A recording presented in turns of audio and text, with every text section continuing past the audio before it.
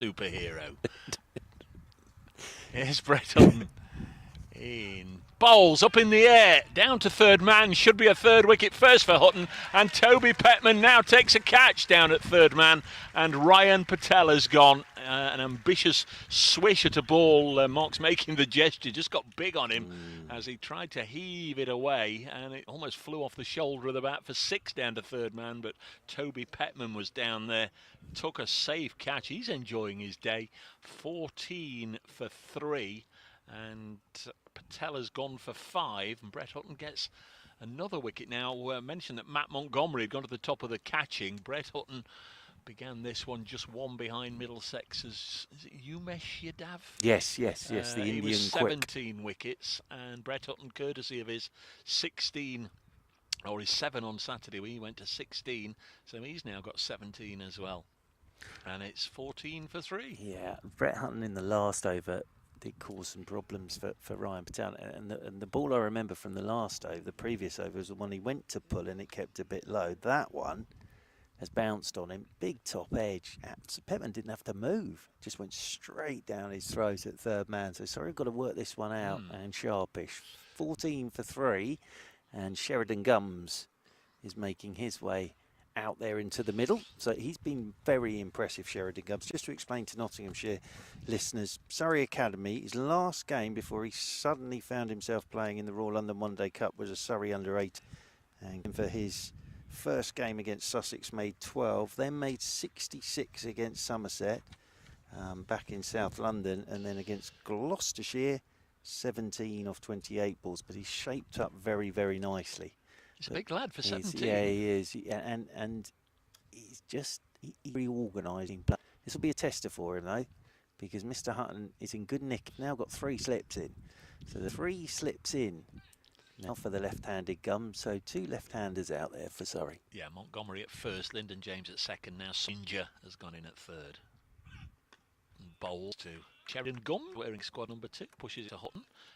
Just to complete the important business of the day, Magnet and the Stickers. Did you watch that, Max and Paddy? No. Okay. I used to watch Max and Paddy. I haven't seen that episode. There was one where they were in a caravan somewhere. They went to. There was one I think where he taught him to dance.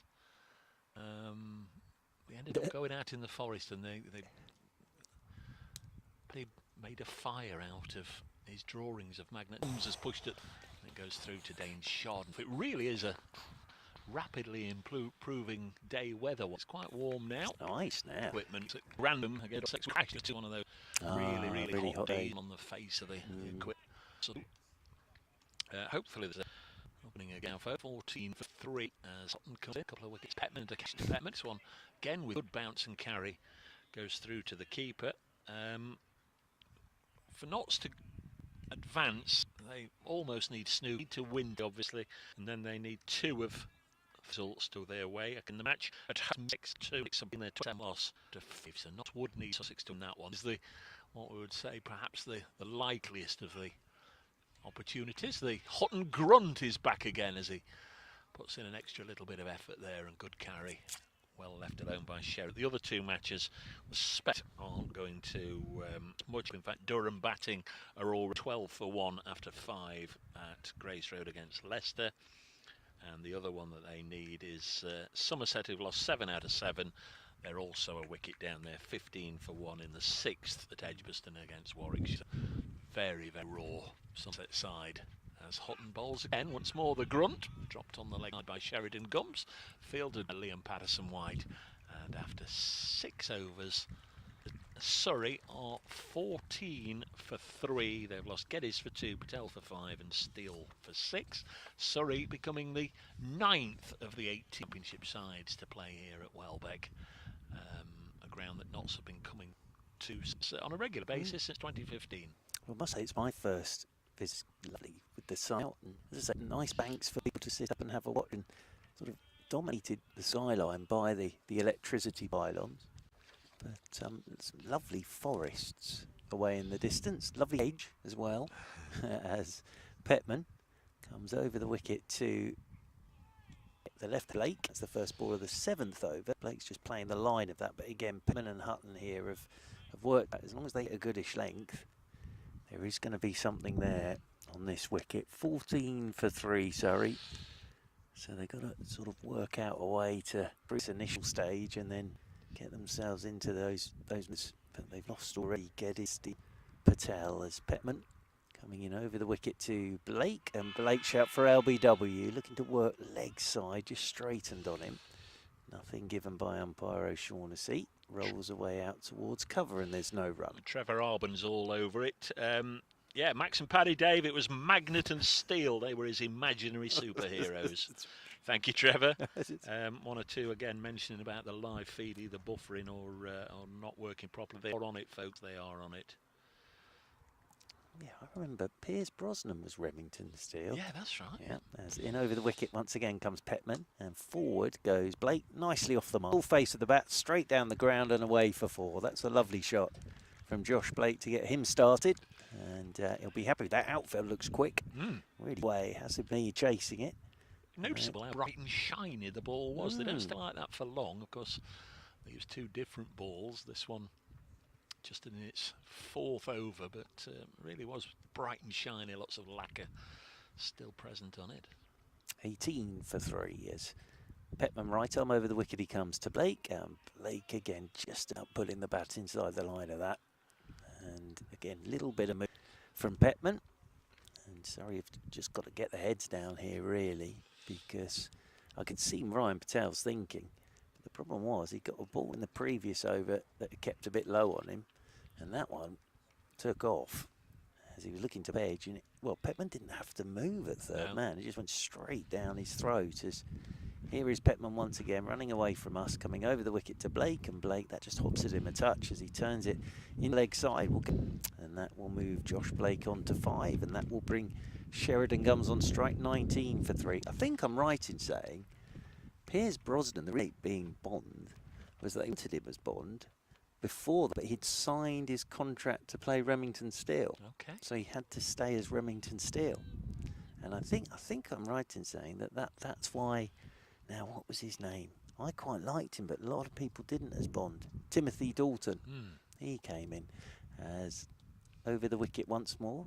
Coming to Gumbs for the first time. Forward comes the left-handed Gumbs, pushes this one up the ground, and Hasib Hamid is up to do the fielding. End of the over and gone, and Surrey are 19 for 3. So it was Dalton. Yes, it was. But I think they want Brosnan. But you see, he'd already signed up for Remington Steel. I bet that was financially good for him as well. Yes, yes. I think he was all right. Again, it would have had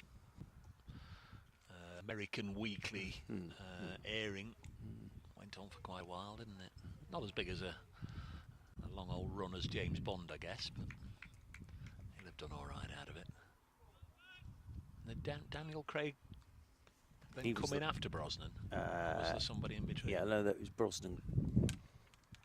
It's Houghton into Blake, edged down to 3rd man wide of the 3 slips. Blake, the Surrey wicket keeper. There was an article or 2 doing the rounds this week, wasn't there, about Blake and his elevation into Surrey first team ranks? Yeah, he's had a good competition. Was working for the Surrey Cricket Foundation, and then got his contract. Lovely lad as well. Sheridan Gumbs, just a little bit of breeze picking up. Houghton bowls and Gumbs deep into his crease, tries to whip it away. Ball strikes him high on his left leg, runs out as far as Sol Budinger, who's got those elasticated sleeves on. Dane Patterson playing his 100th List A game today. I was going to pop a picture on social media of him, but we had a time before the start play. Wi-Fi a little iffy. Must have sent him toes or putting photos on the social media as he eases it out on the run. And I told him, and he was staggered, wasn't over keeping tabs. Another milestone to perhaps look out for. Liam Patterson-White is on 99 wickets for Notts. I think it's 79 in the Championship, 20 in List A, or something of that order, but he's on 99 wickets for Notts, so if he comes on and gets a ball, we'll refresh that as Houghton in again, bowling nicely, and Gumbs solidly behind it. We're We're at long leg. We've got Fatty Singh just in front of us on the boundary edge, so not really in any position to judge how much is moving the ball, but generally early on, Brett Hutton will give the batsman a little bit of an issue. The ball coming nicely into the left-hander. He's going to go round the wicket now.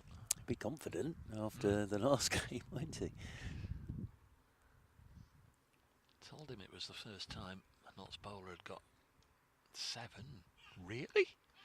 This has worked onto the leg side, no run. Kevin Evans 6 for 10 against Northumberland. There's a blast in our ears.